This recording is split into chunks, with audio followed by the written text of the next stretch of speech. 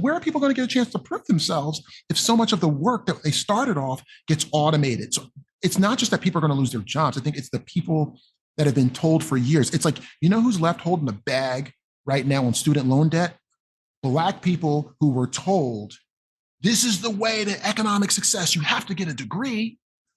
And then all of a sudden, it's like, well, I got to go get a degree. So I'm going to take out these loans. And then all of a sudden, they get out of school and it's like, oh, that degree is not going to get you a job doing entry level coding. Cash flow. Cash flow. Did you clear your cash flow? Wil Reynolds, thanks for coming on the show today, man. I'm really excited to have you. And you're the founder of Seer Interactive, one of the top SEO companies in the country, maybe the world. I don't know where you guys stack, but your name's all over the place. I see it everywhere. You're like a super interesting personality in the SEO space. You do a lot of content, and I am super interested today in hearing what your thoughts are with AI and how it's going to impact search. Let's talk about it. Yeah, so let's dive in. What's where do we even start on this one? Like, where for a lay person in in the digital world that's not super into the nitty gritty of SEO, where do you even start, like, understanding the impacts of this stuff? I think everybody's 101 is content production. I think that's really boring. I think that's table stakes, but I think that's where most people entree is like, oh wait, I got all this content I'm supposed to produce, and this AI stuff can help me to produce higher quality stuff faster, potentially at a lower cost. I think that's where most people's entree is. Just like spitting out articles on ChatGPT, basically, is what you're saying. I think most people are like, wait, because anything that's not tactile is hard for people to understand. So once you get people in it and you're like, oh, I've got this backlog of articles. I can't find good writers. I'm constantly correcting them. That takes up my time. So to produce an article is now X. And now I can have my top writer basically edit these things for me and crank it out at this faster pace. And where I think most SEO people fall off is they stop there. Instead, you want to attach it to the business model. Okay, I told you to write all this content 6 months ago. If it takes you 6 months to write the first one, customers didn't stop searching. So all that time that we lost, that we couldn't produce, cost you X. So every time I can move that up a bit, we're gaining economic value, right? Most people are like, oh, we can automate it and make it cheaper. It's like, no, there's economic value that's also being lost when you're not in the game of ranking, right? So that's interesting. So that's different. Like, when I first started saying like SEO and how it's going to impact, AI and how it's going to impact SEO and search, I was thinking more about how, SEO and search won't be like the 10 links on a page anymore. And like that was where my head went. But before we go there, let's dig into what you're talking about here a little bit. Because I have thought about that too, is like using AI agents, using kind of training LLMs on your own content, your industry, and your business to generate content. And I've heard conflicting things. I've heard people say like, oh, Google already know, they can tell the signature of AI generated content versus human content. You're going to get banned if you like use programmatic AI content. I've heard some people say that. I've heard other people say, oh, Google doesn't have a choice. They have to lean into it and they're just going to like accept it. And obviously we're talking about Google because they're the big gorilla in search. There's other search engines, there's Bing, there's, Microsoft Bing, there's, out our way, Gabe from DuckDuckGo. So there's like other search engines out there as well. But what are your thoughts on that? Like, are these search engines going to ban AI content, and can they even tell? All right, so let's be provocative. Because otherwise, why are we here, right? If we're just like, if I give you 50-50 on everything, you're like, get out of here. I want the opinions, right? Man. Tell me your real thoughts here. I think if you think this content is going to get you banned on Google, the 50-50 is all about and how you use it. But if you're not using it because you're afraid you're going to get banned, I think you're an idiot. Like if you write to Google, write me an article on this random topic, and you just copy and paste it and put it in, well, then I think you're kind of a moron for doing that anyway, right? You're not trying to help the customer, right? You're not trying to help the customer. You're trying to just execute content as fast as possible. And that has always been a race to the bottom. oh, I got to execute these links as fast as possible, race to the bottom, get banned. Yeah, you could technically get banned for link building. But if you took some time to try to understand what are the right places to be, how do I create value? How do I build out valuable content people want to link to? Then getting links wasn't a bad thing. And I think that same nuance is here. But like, if you're going to scare people into being like, oh my God, if you use AI content, they're going to find out and ban you. It's like, well, probably not. Like, I don't think so. I literally don't think so. They might scare you. Google's great at scaring people into not doing things that they haven't technologically figured out yet. Yeah. Like what was Right? that old, like those link farms, like DMAs or whatever, people used to pay like $1,000 to be on these pages that were just basically like, you know, for like, they were just like juiced up pages for SEO. Well, DMOS didn't start like that. I mean, you had the Yahoo directory, right? And then you had we wanted like an open source kind of Wikipedia version of what Yahoo had. So DMOS was managed by moderators and whatnot, just like Wikipedia kind of was, and people like curated these sets of links. Once people realized that the DMOS powered like 20 different search engines, there was an economic value to be captured there. And then you started seeing like a few rogue people being like, well, if you want to get into DMOS, I'm the moderator, you slide me some money on the side, I'll get you right in, or otherwise you're in the queue for 6 months. Right. So I think that kind of crap crept in a little bit. But no, I honestly think like most things, there are two sides of it. Just like think about the customer, and there's a good chance you won't end up in the place that's going to get you banned. If you think about it from an SEO standpoint, well, then your natural set of optimizations are, how can I do this with as little work as possible, as fast as possible to give Google what they want? Well, then Google's going to be like, but if this isn't helping the customer, you're actually creating friction. And if you're creating friction, then I want you out. But it's not the AI that you're using. It's the way you're using the tool, right? Yeah, so let's do a hypothetical here. All right, let's do it. On that note that you just kind of laid out there, basically having a good outcome for the user, regardless of how you get there, but having a good outcome for the user with your content, with your site structure. Let's imagine that, like, we'll say WordPress. WordPress is easy to work with and program. So let's say we build like this big LLM that's trained on a certain industry. Let's just say the industry is like, we'll say it's like restaurant reviews or something, or, restaurant, restaurant content. I don't know, something like that. And we basically take this LLM and we just like index the internet and then run it through the LLM, programmatically generate, tens of thousands or hundreds of thousands of pages in a somewhat organic way, maybe like randomly dripping out 3 or 4 a day or 5 or 10 a day for, years. And it's well-written content. It's helpful to users, but it's like just some developer spent like 2 months just getting it up and running, and then just like let it just go on like a churn path for years to come. And it's just like automated. It's totally humanless, but it like actually has a good result to the humans that are using it. Do you think that's a good strategy? It depends on a good strategy. It depends on what you're optimizing for. If you're like, I got to pay my bills this year, it's a great strategy. If you're like, I got to start saving for my kids' college fund, and this is the way I'm going to do it, but my kids too, so I need this strategy to work 18 years from now, it's probably a bad strategy, right? You're saying it's short-sighted, like it's gray hat is kind of what you're saying. It's not even that it's gray hat. It's just that like I think that somebody else with higher domain authority is going to copy you. So in a world where everybody can basically, now training an LLM is interesting. Because what you're also saying is I have now added unique information into what somebody else probably can't produce. So therefore, your runway might be longer than the idiot who goes in and just types in some basic stuff into ChatGPT. So it's a longer runway. You know what has a really long runway? Fucking brands. Yeah, brands have the longest runway of all. So I like to build tools to catch people doing stuff like that, right? And be like, oh my God, these guys are producing. They went from producing no content to this much.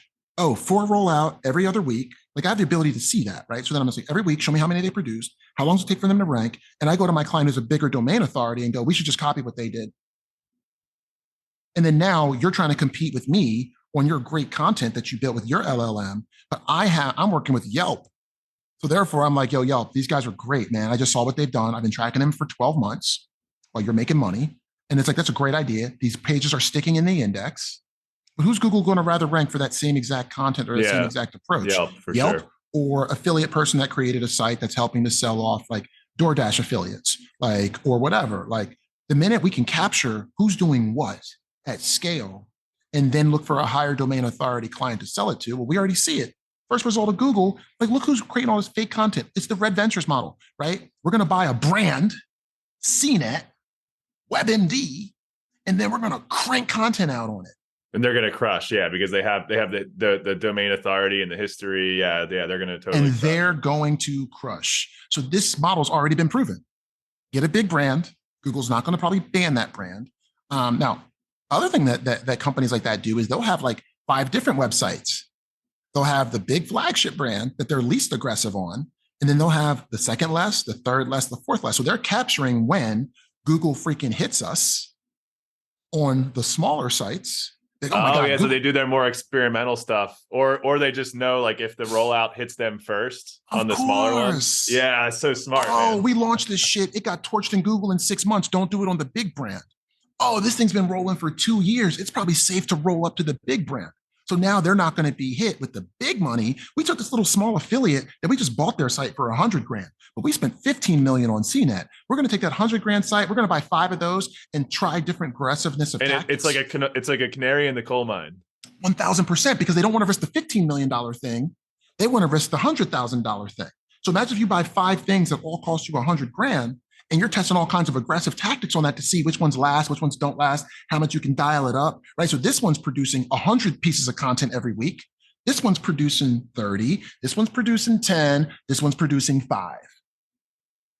If the 100 captures the entire value of the universe of searches in 6 months, and those rankings stick for 3 years, you're pretty safe. Or it could be a year, internet changes fast. But it's like, yeah, so that's how I would see that. If I was consulting with a client and we caught somebody doing what they were doing, I'd be like, okay, let's watch, see how long it lasts.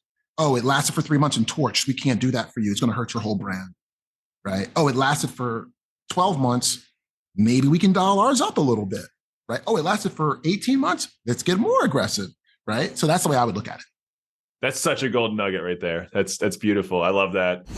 I want to take a quick break from the episode and say, if you're enjoying this content, the best way you can say thank you is to subscribe. So if you're on YouTube, hit the subscribe button and the notification bell.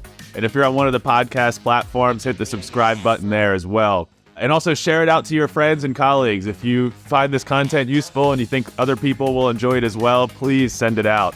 And back to the episode. 2 things I want to come back to. White hat and black hat. And then also I want to come back to, because we talked about that a little bit. I want to just make sure the users understand what that is. The other thing though was brand building. You talked about like the brand being a moat. I don't know if you've ever read, I think it's 0 to 1 by Peter Thiel. He has like this concept in that book of moats, like the moats you can have. And he goes around and talks about all the different moats. And he goes like, there's like a whole chapter on each one. And the one moat that he has that he doesn't really have any content on, he says, there's one moat called the brand moat. And I don't really understand that moat, so I'm not going to talk about it here, but there's lots of other books about that. And he said, one company that really understands it is the LVMH or whatever, the Louis Vuitton, and, they have a huge conglomerate of luxury brands. But he's like, they really understand the brand moat, so go read one of their books. It's a really good idea to read their stuff, right? Because at the end of the day, when you try to boil down what LVMH does, you're like, it's a freaking bag. Like, you didn't innovate the bag. Like, it still has 2 straps and holds something. Why are people willing to pay $3,000 for a bag that does the same thing that a bag, and it's a nice bag, a nice leather bag, whatever. I get that you want something that's going to last and it's got nice color. It's like, no, you're literally buying the fact that their spokesperson is X and that it is associated with this lifestyle you might want to live. Like that, to be able to create a moat on not creating any additional economic value, but you're creating mental value for people and how they're perceived. It taps into like our deepest human desires, like the desire to procreate, the desire to like belong to a community, the desire to have power. Like it taps into those deepest human desires. Yeah, like if you think about it, right? Like I would say 8-9 years ago, when I found out for the first time that the Michelin Star, review was basically written by a tire company, right? You're like, so it's interesting that a company that makes rubber tires that go on the road is now something that you brag about to your friends of it was a 2-star Michelin. It's like you just allowed a company that makes tires to become, that is the least sexy, braggy thing to talk about. That company has now made you go and be like, oh my God, it's Michelin Star. It's like, they make fucking tires, right? Again, like Imagine if understand it was Jiffy Lube, like, oh, we got a 3 Jiffy Lube star. facts, bro. Right. So I know, I know you said you wanted to talk about AI and its threats to search and the way people get answers. So I want to make sure we have time to get to that too, because I think that's another area we can totally banter back and forth. Yeah, just do a quick, just so people understand. I don't know how many people listening are like, deep in the SEO space. So just do a quick, like the difference between white hat and black hat, because I think that might be a thread here a little bit. Yeah. So I don't really use that language, right? I just use aggressiveness, right? So, if the more aggressive you get when you're doing search strategy, the more you could run afoul of what Google says they want you to do. And that can sometimes be considered black hat, right? It's like, it's the wrong thing to kind of do. And then white hat being like, I follow all of Google's rules. And the truth is that I wrote a blog post about this, must have been 12 years ago, where I was like, when you follow Google's rules and don't rank, what are you left with? Because now your clients are saying to you, you're a snake oil salesman. You told me that you were going to help me to rank better on Google. And I'm like, well, I'm following all of Google's rules, but oftentimes Google's rules are not how to actually rank on Google entirely. So I think every consultant needs to understand the risk tolerance of the organizations they're working in. So notice even the questions that I'm going back to you at. Do you need the site to last you for 18 months because you just got to pay off the credit card bill?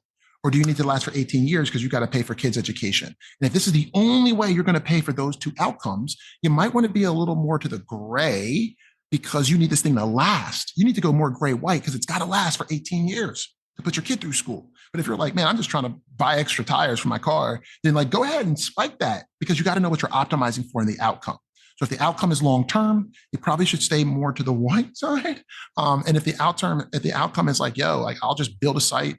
If it's gone 3 months from now, I'm fine. If it lasts for 3 years, I'm fine. But I'm going to be super aggressive about it. Then you just are waking up every day knowing that all your hard work could go to nil, right? So I'd say the easiest way for me to describe it is the easier it is to do at scale, usually the more you're like, wait, I can now build 10,000 pages instantly. If you're thinking that way when you look at ChatGPT, you're probably going into more of an area that could get you into some trouble. If you're thinking, ooh, I could get my editorial staff to use this to ideate so they can come up with better answers, you're probably staying more to the okay side.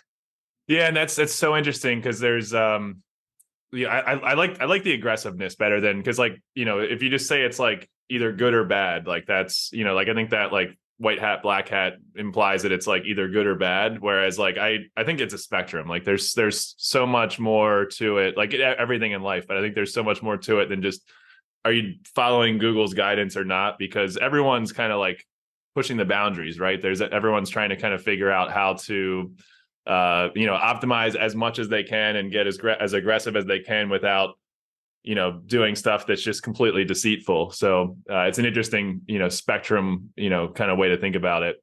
But let's go on. Let's do SEO, like the actual SERPs themselves, like the landscape of what users will interact with in the future. And obviously, like the big topic of conversation right now is that Google is going to cannibalize their cash cow, which is this Google Ads, by replacing the 10 links, like the format that has been searched for the entire life cycle, the entire history of search is that you input a query, you get 10 links, and that paradigm is kind of ripe right now to completely flip on its head with this new interactive agent model. Yeah. Somebody dropped this on me and I don't know who to credit. So apologies, because SEO people get all tight about that was my idea. So somebody said something to me. It's like this concept of disrupting the cash cow. So let's focus on that. One, Satya Nadella at Bing has basically publicly been like, I got a chance. So imagine being in second place for like 20 years and you finally have caught up close enough to have a chance to catch the person that's been in front of you for 20 years of a race you've been running millions of times a day, every month. He finally is like, yo, he's like, I make money on LinkedIn, on Office, on Azure. He's like, I make money in so many other places. I will just keep my thumb on their freaking necks at Google by trying to make my experience. he's pretty much said, I'm going to cannibalize the entire freaking experience on Bing. Let's see if he's really willing to buck up with that. But he's saying, like, I finally have a chance to get this person who's been ahead of me for 20 years. And every 2 or 3% of market share I can take from them is worth billions of dollars. But also it's frustration for them. So like the more Bing is like, we're not going to put any ads in our chat search. We don't think it's the right thing. The more people are going to use it because people technically don't want ads, right? That puts a lot of pressure on Google to match that experience, right? So Satya's already said, like, that's where I'm going, right? Now, whether or not he really shows up with the receipts will be another thing, but he's already said that publicly. So you're like, okay, it's on. Now, Google, and somebody said to me, they're like, what I'm tracking is which queries bring up 4 paid ads, because it's not 10 blue links in the traditional sense. They look at it through the lens of who's showing 4 ads, because the ones that show 4 ads, in their opinion, were the ones where Google makes the most money. That's why they're showing more ads and putting more in the auction. So if you were to actually look at, will Google harm their cash cow? The percentage by which Google will harm their cash cow is directly related to how many ads show up above the 10 blue links. So what percentage of my search terms don't trigger any ads? Google can go SGE all day on that, right? Or bad ads. Google can go SGE all day on that and not really hurt the cash cow. What's going to hurt the cash cow is when somebody Googles something and the first 4 ads that you don't know are ads are all ads. And you click on the first one, they pay Google. Click on the second one, and they pay Google. Click on the third one, and they pay Google. And there's so much competition there, they're all bidding each other up. That's probably where it'd be interesting to take Google's revenue from paid search and say, what percentage of that revenue comes on places where there's 4 ads, 3 ads, 2 ads, 1 ad, and no ad, right? And now you start to have a more nuanced conversation around like, ooh, I think the last thing Google's going to want to put SGE on is where there are 4 ads, because that's 4 opportunities to get people to click. It's 4 more advertisers saying, I got to be higher than them because I got to hit my numbers this quarter. Pay Google more, right? Whereas the one where there's only 1 ad showing up, or the one where there's only 2 ads showing up, that could be less disruptive. So that's my very nuanced take on the disruption. But it's not just like, oh, it's SGE and oh, it's going to disrupt Google. It's like, well, it's only going to disrupt Google where they make the most money. What kind of SERP do they make the most money on? It's probably the ones that have e-com ads. It's the one that has like 4 ads. So I'm trying to get good at calculating the number of ads. What kind of search terms trigger consistently 4 ads in my database? And I'm like, those are the ones that are probably the least likely to be disrupted because they're going to hurt Google too much. Which ones are only showing 1 ad each time I get it? Those are the ones that might go away. And then trying to consult my clients on that. Wow, that is the best way I've heard it laid out so far. Thanks for that. That's like, that's the second or third massive gold nugget you've dropped here. But let's break that down for a second. So like if Google gets so many queries per day, I don't know what the number is, but it's probably, it's at least tens or hundreds of millions, if it's not, maybe billions. It's billions per day. It wouldn't surprise me. Yeah, it's a lot. So if someone Googles like what to do for a sprained ankle, or even like, what was the score of the Phillies game yesterday? Like those are probably low revenue queries, I would guess. But if somebody Googles like, what intellectual property lawyer should I hire in Philadelphia? That's probably like, they probably make hundreds of dollars every time someone searches that. You're following. Yeah. So I hear what you're saying. Like they're going to disrupt like what was the Phillies score yesterday? Because they're already not monetizing it, right? So like, and it's probably that they probably get way more of that, like that kind of search. So like for me, now this is also, I'm biased. So I tend to think of everything through this lens of like, how can I aggregate the data to make a better answer? And it's something that, Brian, what you and anybody who listens to this podcast, I want them to start thinking of is like, people are pontificating on shit and we have no idea. Like, so my focus is going to be on what data can I get so I can consult with my clients on an individual level, right? So like, how's this going to change for me? I'm like, I need to bring all the data together, because what you see is there's a wide range of like the best practice against like what isn't, where your clients fall. So Dr. Pete dropped this on me, and something that I do is I take a couple million queries every month, and then I look at what percent, and then I take each client as a row, and then I say, what percentage of their search terms are where there's an answer box, and that came from Dr. Pete, right? He kind of hit me to that, and I'm like, right. So if the percentage of terms that are answer boxes Just real right? quick, In the describe top the spot. answer box so listeners know what that Okay. is. So what's the Philly score? Like, it's something where there's a singular answer, like what day is Valentine's Day? Anything that's got like an answer that you don't have to visit the website on are probably the first ones to be disrupted, is my belief, right? Because Google's already comfortable answering that question without you having to go to the website, right? So if you start with the answer boxes and you run a couple of million terms through that, you're like, okay, for each client, what percentage of your search terms triggered an answer box? Okay, like those are the ones that are probably going to be first to go because Google's already not monetizing it. And they already believe that a singular answer could be the good enough answer for somebody to keep moving on. So Google's probably going to start there. So then I look at what percentage of your search terms triggered an answer box.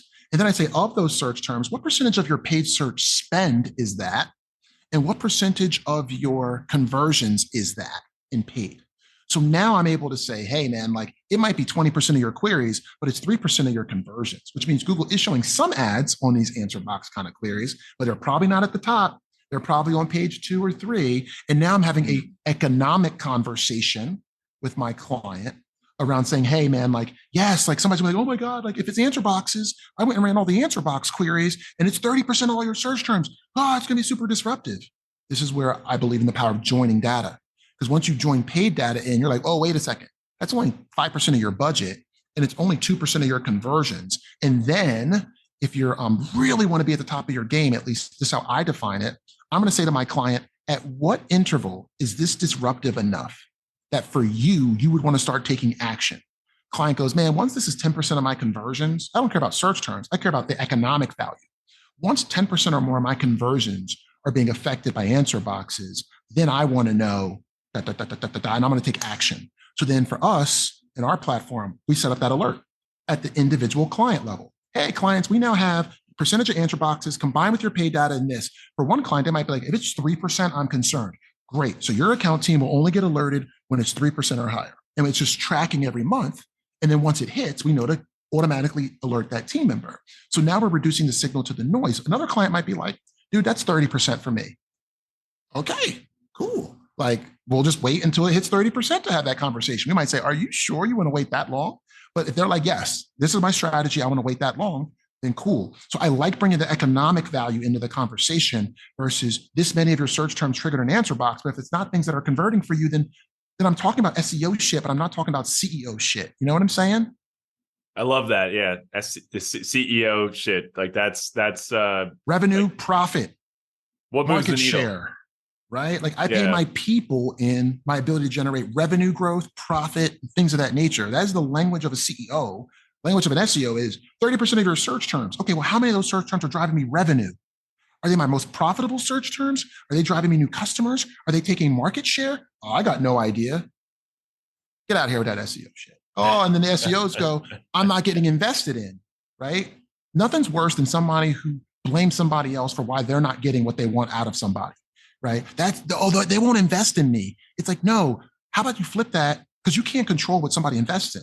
What you can control is, how do I best speak your language? So SEOs that are using ChatGPT the right way, in my opinion, are going, I'm getting ready to talk to a CEO. CEOs are typically most focused on things like ROI. This CEO, now that I've gotten to know them, you could scan all the fucking all the 10Q reports. I've looked at, here's all their last quarterly reports. What do you think the top 5 things the CEO talks about that are related to economic value? Then you take your ranking report and say, here's my ranking report. Here's what I found in it. How would you translate what I see into the language that this CEO is talking about on his quarterly reports? And it'll do the work for you and give you ideas on the way to talk to that person to get funded. Or you can go onto Twitter and say, like, execs don't get it, right? And then get 30 people saying, yeah, you're right. I'm trying to slide out of that conversation and go, how can I use ChatGPT to help execs to get it? You know what I'm saying? Yeah. So how, easier said than done in some cases to get all that data in a meaningful, useful way. What do you guys use? Do you use like BigQuery and like Google Data Studio, or how do you get like your Google Ads data, your Google Analytics data, your conversions data? Maybe you have like other tools that are, doing things like A/B testing or something. Like, how do you get all that data into one place that's useful? So the last part that you just said is the most critical part. that is useful. Because technically what will happen is there are tools out there you can buy for $1,000 a month that'll say, oh, we'll bring in all your stuff. But then what it does is it doesn't do the hard work of joining it all together so you can answer those kind of questions. So it's like, oh, here's a box for you that has all of your SEO data. And here's a box for you that has your paid. You're like, but I want to know how my SEO and my paid are connected. They're like, we don't do that. Oh, no. You pay $99 a month for this. We don't do that. So for us, first you got to ingest the data. You could use Supermetrics for that. They have a bunch of connectors. You could use a lot of tools out there. We use Fivetran. So once you ingest the data, you're like, I have the raw materials. It's very much like building a house, right? The person that cuts down the wood and then brings it to your house so they can build the framing is the lumber yard. But then when they drop the framing off, you don't say to them like, oh, you're also going to start to build the frame. They're like, no, we just do this part. So you have to find a strong vendor who can take the raw materials, the data, and consistently, with a high degree of confidence, drop them off at the site on the day and time they said they were. So then you can have the workers who turn the raw materials into value, the framing, there that day. So you need somebody who's consistent enough that I will drop it off the right time so you can know 99% confident that you can start your team that day. So once they come and drop the raw materials off with, like for us, Fivetran, you then have to have engineers who basically go, this is the raw material. So technically I have the raw materials, but now I've got to turn that into value. That's all your transformation layer, which means now you got to sit and talk to users on like, what kind of problems are you trying to solve, right? And that's a different skill set. That's not engineering. That's your product people. And they're going, okay, what kind of problems are you trying to solve? And then you go, okay, so that's a problem you're trying to solve. What's the economic value of solving that problem? Oh, it's $1 million problem. Great.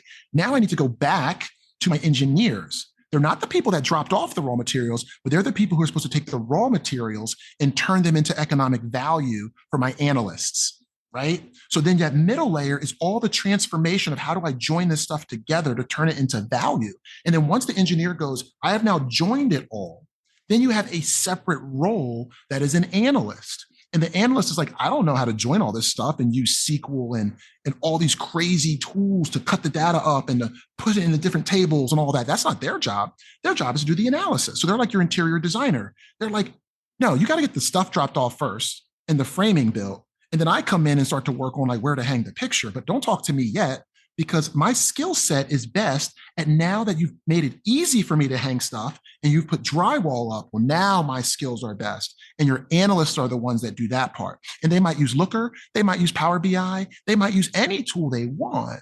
But like those are the three different parts. You got to get somebody who can drop off the raw materials. For us, that's Fivetran. Then we've got a bunch of engineers that work on turning the raw materials into economic value with the product team, figuring out where we should put our efforts and time based on what customers want. And then once you get that, then you have analysts who go, now that all the raw materials have been dropped off, now that the framing's been built, we should probably start talking about where you want to hang the TV. Because wherever you want to hang the TV, I got to run wires to that, right? But you got to know how to time those things. And the worst thing is when you go out and try to hire unicorns that can do all of them. It's very hard to find somebody that can get the data, but you can. You can find somebody who can be like, all right, I kind of can use Supermetrics to drop this stuff in a Google Sheet, right? And then I can kind of transform it and use some macros or whatever to kind of say, change this thing into this thing. And then you're like, and I can analyze it because I'm just going to attach Data Studio to that. You can do that as a one-off. If you're trying to do that across 50, 100 clients, then you really need to bring in the big guns like a Fivetran, a dev team with product managers and analysts, because you do not want your interior designer also running your cables, and doing your framing. They technically could get a hammer, but if you're just kind of MVPing it, it's fine. But if you need to do this robustly and it's something the company's going to rely on to make decisions, you owe it to them to spend the money and the time to break it up and to get good at all those individual areas. If you're building an affiliate site, you could do that yourself though, and you'd probably be just fine. Yeah, and you gave a really great answer. I figured you would probably have some interesting stuff to say about that. I've seen so many times people are just expecting you can just log into Google Analytics and it's all going to be there. It's so much work to really get a great analytics or BI system in place. And we have a mutual friend, I'm sure, Bob Moore, who came on this podcast, 3 months ago or something. And he's like a Philly data guy. He built a couple data companies. His first one was RJ Metrics, which is now part of Adobe Magento. But that like he built a whole company just doing what you're talking about, like building all these pipelines and, the dashboarding piece and being able to make sense of the data. And even, his platform was in one specific industry. That's how like niche and, and vast this data world can be. But one second on that, Brian, since you brought Bob up, I think it's important to give that dude his flowers, because we can look at the economic value that he's created for Philly, like on his own with what he's built.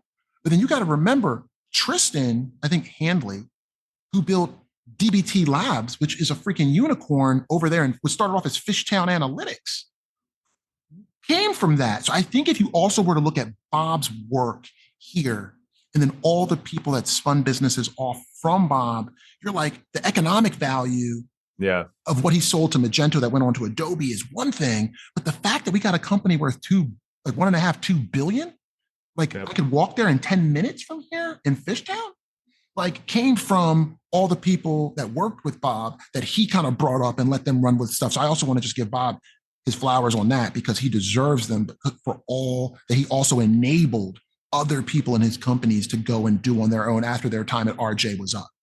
I think that's the that's the hallmark of an exceptional entrepreneurial culture in a startup. When you have, when the startup kind of runs its course and gets acquired or whatever, gets big and turns into a corporate, if those early employees that were a part of building the startup are now, dozens of them are all out, like, the PayPal mafia is a great example. We talked about Peter Thiel earlier, and all those early people at PayPal, like how many of them are all, there's a whole billionaires club that came out of PayPal. And, you mentioned LinkedIn at Microsoft, Reid Hoffman came out of the PayPal mafia, Peter Thiel, Elon Musk, like all these epic people, came out of PayPal. And that just speaks to like how entrepreneurial and the caliber of talent that was there in those early days. And I think the same absolutely can be said about Bob and what he did with that early crew at RJ Metrics. 1000%. Because I haven't done that, right? Like he has, like he's created like so many other things that have come off of the thing that he built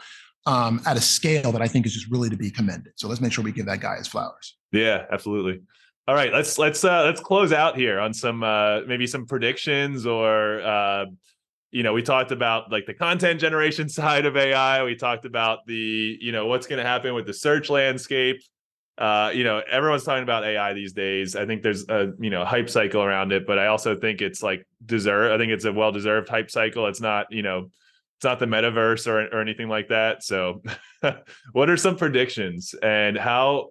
Let's riff on this a little bit. How might AI impact search and digital marketing in the years ahead? Maybe we can like think 1 or 2 years ahead, and then maybe like a long kind of like a long-term 10-year or 15-year horizon.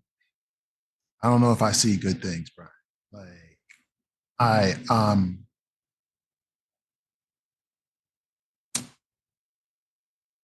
honestly, man, like I think people are going to lose their fucking jobs.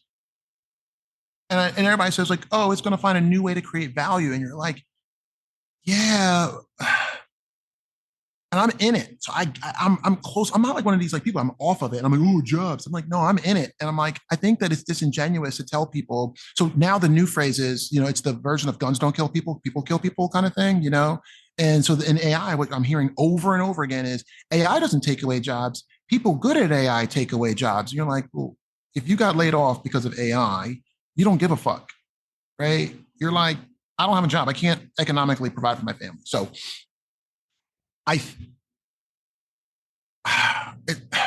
that's my biggest concern. Like, is so if there's a marketplace, also I think we're going to get more companies. I think we're going to get more concentration of power and wealth, which I think is a bad thing. Because what happens, right, is let's say you need 2,000 companies to service the universe of people who need SEO services. Well, as people start adopting AI, and who's got the most money to invest in AI? The biggest companies probably do. They got the most bank, right? So therefore, they're able to invest more. They have investors. They can lose money. They can raise capital in ways that smaller businesses can't. All of a sudden, if they're like, wait, we have figured out how to do so much more of your job that we are now going to go down market. And now you're going to displace this group of agencies. And then this group of agents is like, well, we started doing some AI because we had some extra scratch. So we went down market and now you're getting displaced. And then I feel like that's a concern of mine, to be real. Is like, well, what happens to people who are at the bottom trying to come up? I've always engineered my company to be one that works with people in the community. And, I started hearing myself be like, for years, I've been like, yo, get an entry-level job at a tech firm. Like, get a job writing that basic content to start. Get a job learning SQL. Like, to just be like somebody's like SQL person. Like, yo, I'm the intern. I'm going to answer your questions if you can't figure out how to run the SQL query. I don't need that person here anymore. So my real concern is for marginalized groups. For so long, we've been saying technology is a way to get into a world where you can make some real money and get out of poverty and get out of where you are. And I think that, but it starts with the entry level, and then they prove themselves and can work themselves up into a stronger role. I don't know. I'm like, where are people going to get a chance to prove themselves if so much of the work that they started off gets automated? So it's not just that people are going to lose their jobs. I think it's the people that have been told for years. It's like, who's left holding the bag right now on student loan debt? Black people who were told, this is the way to economic success. You have to get a degree. And then all of a sudden, it's like, well, I got to go get a degree. So I'm going to take out these loans. And then all of a sudden, they get out of school and it's like, oh, that degree is not going to get you a job doing entry-level coding. Like, people have just automated that. Or medical billing and coding, like, which is a good job for somebody trying to come up and provide for their families. That job doesn't exist anymore. We got AI to do all that, right? It's like, well, that person, that's how they got into the middle class. Then that's how they created economic value. Now, it doesn't mean that they're not going to have a job. It just means that they're going to fucking go work for Amazon and take my boxes and bring them to my house on Thursdays. Well, what's the trajectory for that career path? How do you, if there's no entry level, like, how do we build the next generation of engineers? Like, they have to come from somewhere. They have to start somewhere. They got to start somewhere, right? And I don't know that answer yet, Brian. Because it's not going to be in your economic best interests to hire an entry-level SQL person. Like right now, like I used to spend time asking all kinds of people at Seer, oh, how do I do this in SQL? Because I learned enough. I spent 6 months, went to community college in Philadelphia, like learned like how to do SQL so I could self-start a little bit. Now I don't need to do that at all. I literally don't need to ask those people that I used to ask how to write this thing in SQL. And I don't have to waste their time being like, can you explain this to me for the 5th time? I'm really trying to learn it. Right? Like, well, that doesn't exist anymore. I just go to ChatGPT. I ask it to tell me why. I ask it to write me 3 quiz questions, and then I learn it on my own. What happens to the person that we used to hire as an entry-level SQL person that used to sit here? It doesn't make economic sense for me to hire that person and have them do manual tasks. So what I hope is that we see a world where government or somebody is like, we will help offset the cost for you to hire an entry-level person, because somewhere you're going to need higher level people. Where are they going to come from if they didn't learn the basics? So I'm interested. I'm like, my brain's spinning on this conversation a little bit. I'm thinking like, all right, so there's this part of it. There's like the jobs piece, and and there's a macroeconomic piece of it. And the first thing I'm thinking of is like, all right, so if this is the case, if companies are just so much more efficient and don't need as many people, then what happens? Are those companies just like squeezing out way more margin, or does the market compress the cost of those services? Now, like the market maybe values those services less, and then what happens to the GDP? Like, are we like compressing? Yo, you're shaking your head. No. What are your thoughts? Nah, bro. I got a friend that works in oil and gas, and he said this to me, and I was like, oh shit, I'm gonna start tracking this. He's like, watch how quickly when OPEC changed the cost of a barrel of oil, literally our prices jump up immediately because we got to cover the cost of the additional cost. He's like, but when OPEC drops the cost of a barrel of oil, we take 6 months to bring the pricing down. Mm. And that's my yield, and that's where I make my money, right? So imagine a world where everything goes to the top. Now everybody's working for some version of some big conglomerate. This is how they all optimize. play chicken, though. Like all the companies play chicken to see who's going to lower the price first. So and then they're also once they start lowering, then the other ones start losing market share, so they have to lower. So the market does work itself out, but the market takes time to work itself out on price reductions, but obviously increases instantly. Bingo. So yes, the market will come down and normalize, but they're all going to kind of collude to do it. And when all the middle guys and the smaller guys are disrupted out and they had to sell their businesses or just destroy them and then go work for the bigger companies, now if you've only got 3 or 4 bigger companies, it's a lot easier to collude and stretch the customer out longer before they see the economic value of that. I went to school to be an economics teacher. So this is where I really start to be like, yes, like this is what happens. So now you've got just this long runway because you've got oligopolies. You've got 2 or 3 or 4 major companies. So they can play these fucking games with the society and whatnot. And it's harder to collude with 2,000 people because a couple people are going to go rogue and flip the bird to the establishment and be like, we're going to drop our prices immediately. Like, we're going to show the world, boom. But then once they're all gone because they couldn't economically survive and they all just went and worked for the big company where now they're just, doing their jobs, they're not making those financial decisions anymore. Somebody at the financial side is making those decisions and they go, oh my God, like if we just all kind of not collude because that's against the law, but if we kind of over drinks, no documentation, talk about these things. Can I get 4 of my largest competitors that own 80% of the market to collude over dinner? Yeah. Could I fly in 2,000 people and assume none of them are going to go and tell the press? No. So yeah, that concerns me because I'm always about technology lifting people up. And I'm going, where is that going to come from? I think the average person today is fine. But like 3 or 4 or 5 years from now, my average person today that is above what ChatGPT can do had to learn by doing things ChatGPT can do today. So where are they going to come from, to your earlier question? And that's a question that I'm not incentivized as a business, nor am I big enough as a business to be able to go, I'm going to hire 10 people that can do a job that could have been done by ChatGPT because I want to be training my future people. Where's that going to come from? Who has that kind of economic clout? Comcast, Amazon, these big companies. So then it just becomes more of a shit. Like they're going to last longer. They got the money to do it.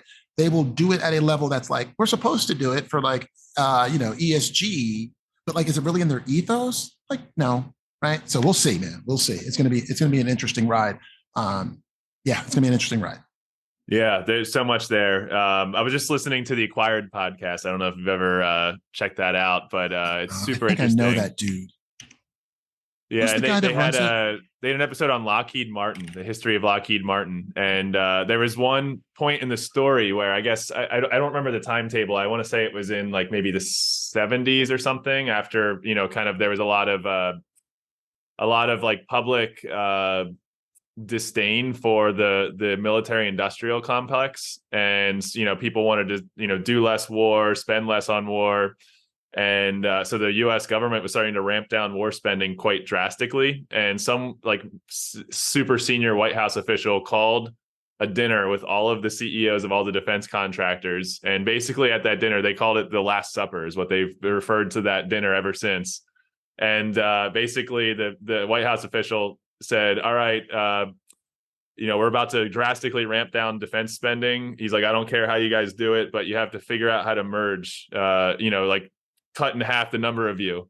And basically like, we don't want to lose our innovative edge. We need to keep innovating and making advanced war technology, but we don't have enough money to go around and feed all these mouths. So you guys have to like reduce the number of you. Ooh, that sounds like a really interesting, because sometimes all this acquisition crap, if I'm being honest with you, it's like it's just a bunch of tech bros. I'm not really interested in being like those motherfuckers. So usually I just avoid, Dude, acquired.com is like one of the most underrated podcasts. It's amazing, man. They basically they spend like once a month, they'll do a deep dive into a company, and just the two hosts, they'll just like research everything about that company, about its history and its story, and then they'll just like spend 4 hours like riffing on it. Oh, okay, cool. So I just subscribed. So like we'll see. So thanks for that tip.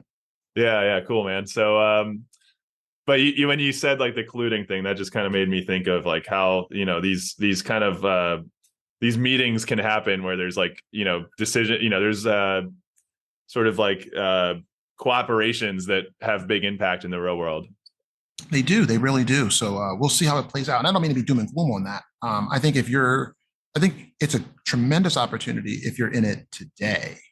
I'm more worried about 5 years from now, 10 years from now, if like if it used to take you X number of people to write content, X number of pieces of content, and now it takes you one plus AI, like, well, what's going to happen to those 9 people, right? And I think what'll But happen I is you'll see also more like people go into other jobs, like to the same which is point fine. though, the market will eventually work itself out. Like if it actually companies that just reduce their headcount by half, they're and they keep trying to charge the same rates and just like fatten their margin, eventually someone else is going to come in and do it for less. So the market I think will work I itself out. completely disagree with that though, because like the market works itself out for who?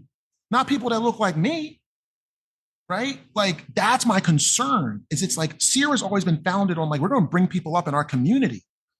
I wanted to get bigger so that I can bring up more people.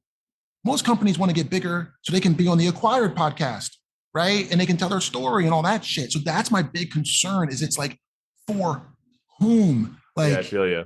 I'm working with organizations that are taking guys coming out of the prison fucking system and turning them into iOS developers. Changes the course of their entire lives. What happens when fewer of those people are needed? Then what's left for them, right? But yeah, for you and me and anybody at Seer, they're going to be fine, right? But it's the people, next generation. It's not just the next generation. It's the people who I've been talking to at community colleges for years, being like, learn SQL. I've been telling them, go learn SQL, because you're going to be able to unlock information inside of databases that executives like me wish we had, but don't have. Well, now I'm writing my own SQL. So what happens to them, right? Like my SQL developers are like, this ChatGPT thing is great. I can do more work. And I'm like, of course. So they're not getting let go, right? But it's the people that are coming up that had to do those jobs. And it's a way for people, Black, brown people, et cetera, to kind of jump up into a different stratosphere. Like it's like the young adults at HopeWorks, or like I was just over at Coded by Kids the other day and meeting with a lot of the students over there and kind of reviewing some of their pitches. So it's like those folks, like the next generation who hasn't entered the workforce yet. And even like, I think there's even been a disservice pre-AI, or not pre-AI because AI has been around for a while, but like pre this like AI hype cycle that we saw late last year with COVID, where, the same thing happened when all these tech companies and, white collar companies went remote. Those like interns and those, super green young new workers entering the workforce didn't get the same level of mentorship or like just rubbing elbows with the senior folks, like the graybeards, the guys and gals that have been in the industry for a long time, rubbing shoulders with those, rubbing elbows with those people at lunch or, just in the office, I think has an impact. But it's also interesting too, because like my company, we've been remote for over a decade. So I think a remote first culture, you can plan for that and, figure out how to make that happen. But a culture that has always been co-located that suddenly went remote, there's like a real disservice done to those early young workers. It is, when we started working hybrid and remote probably like 6 years ago, so we were ready for the transition. But we used to fly people into headquarters and they would stay here for a week. We had apartments and stuff they could just stay at, right? So we just had a constant flow of people coming in and getting that dosage. So even we're trying to figure that out. Like, how do you disseminate that information and that sentiment? Like this conversation that we're having, right? If there were 10 people in the office, they would be hearing things. Same 10 people, I'm like, oh, here's a link to this podcast. Oh, I didn't get to it. I didn't do this, right? So like, there's just things that happen kind of naturally. So yeah, that's my big concern. And I'm glad to have you as somebody who's out there working with youth in this capacity, because I think the larger organizations, they throw their money at it, but they're not really like rolling up their sleeves in the trenches to be like, wait, as we automate processes and whatnot, how are we trying to bring these people along with us so that they have the same amount of opportunity? So that's for another day. But I think there's going to be a few of us who are already out there with Coded by Kids, with HopeWorks, trying to do things locally. That like we got to figure out how we can pool our resources together, because I don't see enough people yet really working on this problem. So it's an opportunity, right? Just like any other entrepreneur, it's an opportunity for us to be like, this is going to happen to these folks, and if we don't show up to do something about it, then who is? Like, I'm not going to wait for my baby daddy Comcast to figure it out. Like, we can do stuff even at a small level. So I'm looking forward to working with you on that, Bri, for real. When we got together at Comcast, I was like, oh, oh, this dude is like about that, right? So let's actually like figure out ways we can work together and help those kids for sure, man. Cool. Yeah. And maybe I'm just thinking there's so much more that we're wrapping up here, but there's so much more we could cover. Maybe we can do a recap, a redo, or a second podcast episode on the ethics of AI and the future of the workforce and the impact on the workforce. And maybe we can even get a few folks on, if you're interested, and have a few folks kind of like discuss and debate the topic a little bit. It's fun. So I'll leave you with this because I'm going to record this today. I'm going to put in my footer how I use AI and where I use it. And the three places are communication, ideation, and execution.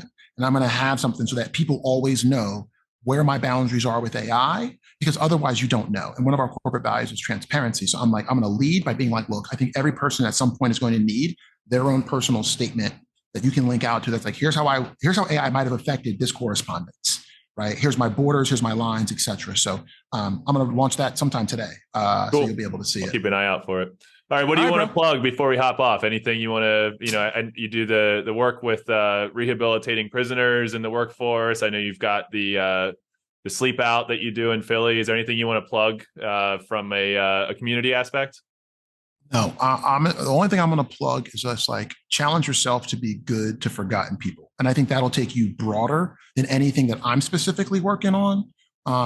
Find ways to help people. If you're listening to this podcast, there's a good chance that you're in a pretty decent position. Take that position and that solid ground you got under yourself to reach a hand back and try to bring somebody else up so they can have the same comforts that we have. That's my plug. Thanks, man. Thanks for coming on. You got it, brother. Have a good one.